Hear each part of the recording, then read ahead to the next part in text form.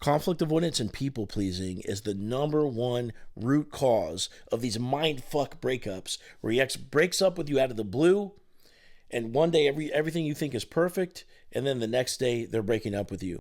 It's all because of conflict avoidance and people pleasing. Where does this come from?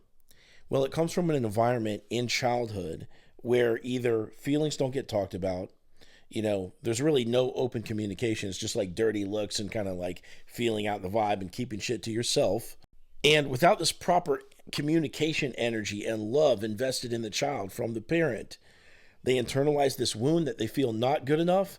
And they also have this impaired levels of emotionality, right? They don't have the bandwidth or the processing power to do the, deep inwards looking around and to express themselves. And without that training, you're not going to be very great at it in adulthood. And so what tends to happen is individuals that go through this emotional neglect in their childhood, they end up keeping everything to themselves and they let all the problems pile up. And then all of a sudden, they break up with you out of the blue because they never told you what was bothering them. They never asked for anything that they needed.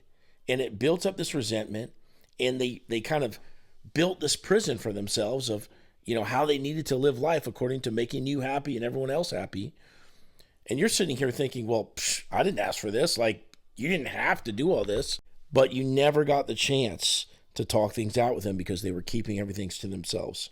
That's the reason why your ex broke up with you out of the blue, and one day everything was fine, and the next day they're firm about not being a couple. Matter of fact, they made their mind up a while ago, right? Because they're avoiding conflict, they're keeping this to themselves, or they're waiting till the last possible minute, and that's another reason why you have zero influence on the decision, because, again, they let it build up to this point where it wasn't even an option.